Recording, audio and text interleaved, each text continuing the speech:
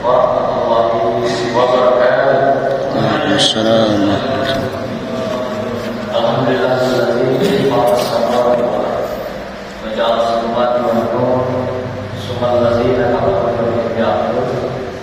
Allahumma shalli ala sayyidina Muhammad wa ala alihi wa sahbihi ajma'in.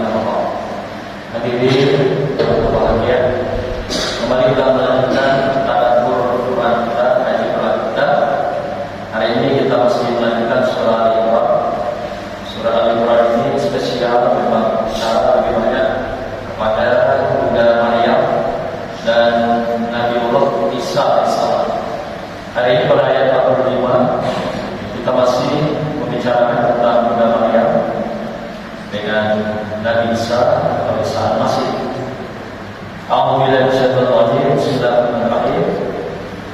Isqalatil malaikatu ya Maryam innallaha mubassyiruki bikalimatin minhu asmihul masihu Isa bin Maryam wajihan fid dunya wal akhirah wa minal muqarrabin. Ingatlah ketika para malaikat berkata, wahai Maryam, sesungguhnya Allah menyampaikan kabar gembira kepadamu tentang sebuah kalimat atau firman-Nya dari Allah, yaitu seorang putra, namanya Al-Masih, Isa putra Maryam, seorang yang terkemuka di dunia dan di akhirat, dan termasuk orang yang dekat kepada Allah. Shadaqallahul azim. Dalam ayat ini Allah mengabarkan tentang beberapa hal. Pertama, bahwasanya Bunda Maryam dalam masa kehamilannya sudah hampir puncak, dilanjutkan dari ayat-ayat sebelumnya, sudah puncak kelahirannya atau kelahiran dari Isa Al-Masih. Maka Allah kabarkan melalui malaikat Jibril. Yang pertama adalah sebuah kabar gembira yang dikatakan melalui kalamnya atau Injil kalamnya yang dikatakan bahwa Bunda Maryam akan melahirkan seorang putra. Itu kabar pertama yang gembira. Ya, artinya seorang yang hamil Bunda Maryam ini adalah bernama Al-Masih, Isa yang putra Maryam. Seharusnya kan dia adalah bin, tapi karena dia tidak punya ayah, maka dia menjadi binnya Maryam. Maka dia tercatat di sini Ibnu Maryam. Sehingga kita tahu dalam sejarah dan dalam Quran menyampaikan bahwa Bunda Maryam ini yaitu hamil seorang putra. Ini kalau tidak pertama. Yang kedua, namanya pun diberikan oleh Allah SWT. Jadi bukan Bunda Maryam yang memberikan namanya, langsung Allah yang memberikan nama sebagai sebuah penghargaan, sebagai sebuah ungkapan kesucian dan juga kemuliaan. Jadi jenis kelaminnya dikatakan putra pada Bunda Maryam melalui malaikat Jibril. Kedua, dia memberikan nama yaitu Al-Masih, yaitu Bunda putra dari Maryam atau bin Maryam. Ini dikatakan Ibnu Maryam. Nah, kedua hal ini adalah sangat menggembirakan Bunda Maryam. Pertama, dia hamil, sudah hampir puncak, dan kedua, dia diberikan nama anaknya itu adalah Al-Masih. Al-Masih ini menurut beberapa penafsiran dan bermakna orang yang mampu memberikan penyembuhan, orang yang mampu memberikan pengobatan, orang yang mampu memberikan perbaikan. Inilah makna daripada Al-Masih yang langsung diberikan oleh Allah SWT kepada Nabi Isa alaihissalam. Sehingga kita melihat bahwa dengan Al-Masih yang melekat atas nama dari Nabi Isa alaihissalam, dia langsung memberikan mukjizat pada Nabi Isa alaihissalam. Maka dikatakan di ayat ini bahwasanya Al-Masih ini adalah Nabi Isa bin Maryam, seorang yang terkemuka di dunia dan di akhirat, dan dia termasuk orang yang kita didekatkan kepada Allah. Jadi 3 hal yang memberikan informasi pada Nabi kepada Bunda Maryam terhadap keberadaan Nabi Isa alaihissalam. Pertama, memberitahukan jenis kelaminnya bahwa dia akan melahirkan. Kedua, Allah memberikan nama. Dan ketiga, Allah meletakkan gelar kebesaran, mukjizat kebesaran kepada Nabi Isa alaihissalam, baik di dunia maupun di akhirat. Nah, yang kita mau bahas di sini adalah apa saja mukjizat yang diberikan Allah kepada Nabi Isa alaihissalam atau Al-Masih bin Maryam ini. Al-Masih, Isa Al-Masih ini. Yang pertama adalah dia sejak di buaya, masih kecil balita, Nabi Isa sudah bisa bicara seperti layaknya berbahasa. Dan itulah yang menyelamatkan ibunya Maryam. Ketika orang menuduh Bunda Maryam berzina, kok bisa hamil tapi tidak punya suami? Itu kan macam-macam anggapan masyarakat yang muncul pada saat itu. Nah, justru Nabi Isa alaihissalam sampai saksi hidup, anak yang masih di buaya ini diberikan mukjizat bahwa bisa bicara, menyampaikan bahwa ibundanya itu adalah suci dan dia tidak dihamili oleh laki-laki, dia tidak punya suami, tapi dia atau kejadiannya sama dengan Nabi alaihissalam, sama dengan Nabi Adam alaihissalam. Ditiupkan ruh, kemudian ruh itu dihidupkan oleh Allah Subhanahu wa taala. Lalu dia hidup di dalam rahimnya Bunda Maryam seperti layaknya manusia. Kemudian dia lahir di usia 9 bulan 10 hari seperti layaknya manusia yang biasa. Inilah kejadian yang dijelaskan oleh Nabi Isa alaihissalam sebagai mukjizat yang diberikan Allah sejak dari buaya. Inilah menunjukkan kehebatan dia, kebesaran dia oleh Allah sini, yaitu orang-orang yang diberikan mukjizat sehingga dia menjadi orang terkemuka. Ada lagi beberapa mukjizat lain. Di antaranya misalnya dia membuat dari tanah liat seekor burung. Lalu burung itu dia tiupkan seperti roh. Pada itu adalah keajaiban dari Tuhan. Dan ditiupkan rohnya, dia hidup jadi seekor burung. Jadi daratan dari tanah liat dia bikin kayak kerajinan, lalu ditiupkan, dibus, maka jadilah seekor burungnya. Itu luar biasa mukjizat dari Allah. Dan dia selalu mengatakan itu adalah seizin Allah, atas kehendak Allah. Jadi bukan karena dia, Nabi Isa alaihissalam. Ada lagi yang lain, dia bisa menghidupkan mayat, orang yang telah mati dalam kuburan, dibangunkan, dibangkitkan, lalu dia tiupkan burungnya, orang itu bisa hidup kembali. Begitulah dia memberikan keyakinan kepada umatnya.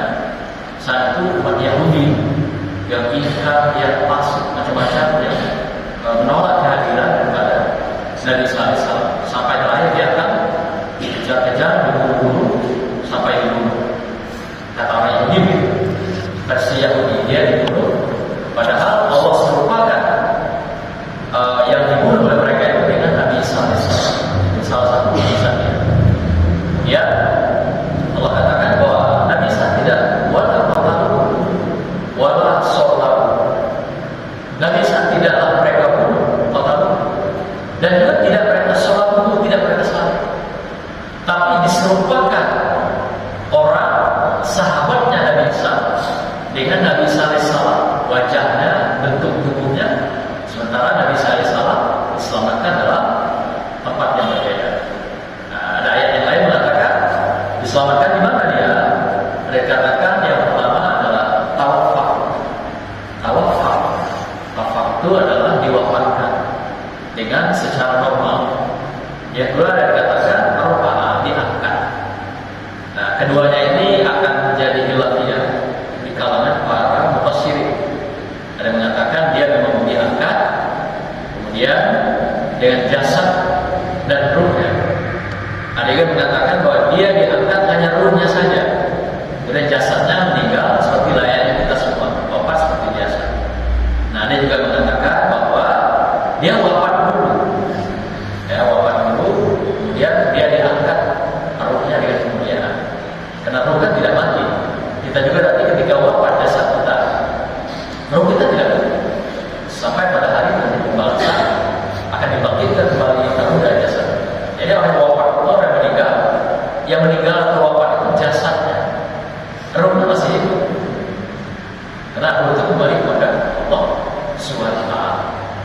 sama juga kayak layaknya Nabi Isa alaihissalam. Bahkan Buya Hamka mengatakan beliau wafat seperti normal, seperti biasa. Kemudian diangkat oleh Allah SWT. Jadi tidak seperti tuduhan Yahudi dan Nasrani. Mereka dibunuh, disalib, tidak. Tapi dia wafat seperti normalnya orang biasa. Dia baru diangkat oleh Allah SWT. Nah, tapi mufassirin, para al-tafsir dalam hal ini ada berbeda pendapat. Dan mengatakan diangkat ruh dan jasadnya sampai sekarang masih hidup. Banyak pertanyaan yang berkembang begitu. Ada yang mengatakan diangkat hanya ruhnya saja. Nah, kita tidak perlu terjebak dalam perbedaan itu. Al-Quran tidak menyatakan secara rinci apakah dia wafat seperti manusia biasa atau dia wafat dulu baru diangkat oleh Allah. Nah, tapi yang jelas Al-Quran mengatakan membantah pandangan Yahudi dan para Zionis itu bahwa dia bukan matinya atau wafat disalib atau dibunuh. Itu jelas. Nah, tapi Bapak Mufassir mengatakan karena wafatnya seperti biasa baru diangkat. Maksud Buya Hamka meyakini dalam tafsirnya itu, tafsir Al-Azhar yang terkenal itu, mengatakan bahwa dia wafat dulu, kemudian baru diangkat oleh Allah SWT derajatnya ke langit. Artinya dia wafat seperti manusia biasa, tapi tidak disalib. Nah, di mana letaknya, di mana posisinya? Allah yang tahu. Allah tidak cerita. Hadis pun macam-macam memberikan pemahaman, tapi tidak ada hadis yang mutawatir yang benar-benar sahih yang bisa dipertanggungjawabkan.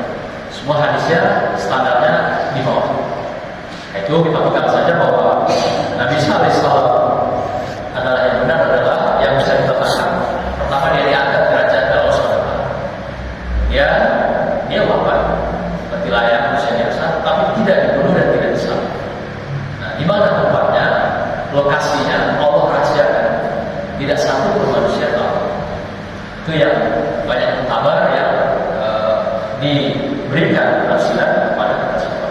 Kalau ada penafsiran bahwa satu saat dia akan turun lagi nanti akan membasmi Dajjal, akan membasmi kemusyrikan segala macam. Itu pandangan-pandangan yang sudah dicampur aduk dengan pandangan Yahudi dan Nasrani. Jadi itu bukan pandangan Islam. Al-Quran dan hadis tidak pernah berbicara secara jelas tegas seperti itu. Dan itu pegangan kita.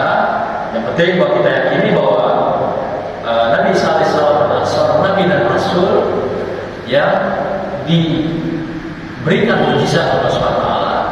Selain tadi mulai dari masa bayi dia sudah diberikan mukjizat sampai dia bisa menghidupkan orang mati. Bahkan juga dalam riwayat lain bisa membuat orang yang buta itu bisa melihat kembali. Nah, itulah mukjizat yang diberikan Allah atas kekuasaan Allah. Dan Nabi Isa alaihissalam mengatakan itu atas kekuasaan Allah. Karena itu kita jangan mengambil sebuah kesimpulan. Yang penting kita akui bahwa beliau adalah Rasulullah, Nabi dan Rasulullah yang juga sama dengan Muhammad SAW. Dan Nabi terakhir adalah Nabiullah Muhammad SAW. Khatamul Anbiya, Khatamul Rasul. Tidak ada lagi sesudah itu. Maka itu perdebatan dikatakan bahwa Nabi Isa akan muncul lagi di belakang. Ini yang menjadi perdebatan. Karena Al-Quran sudah jelas mengatakan Khatamul Anbiya adalah Nabi Muhammad SAW dan Khatamul Rasul juga Rasulullah SAW. Maka itu tidak ada lagi rasul-rasul dan Nabi yang akan tampil setelah habis tutup sudah buku soal Nabi dan Rasul. Nah, inilah Bapak sekalian masyarakat kita. Semoga menjadi pegangan kita, menambahkan iman kita sepanjang hari sampai husnul khatimah akan mengakhiri kita semua. Demikian. Subhanallah. Wassalamualaikum warahmatullahi wabarakatuh.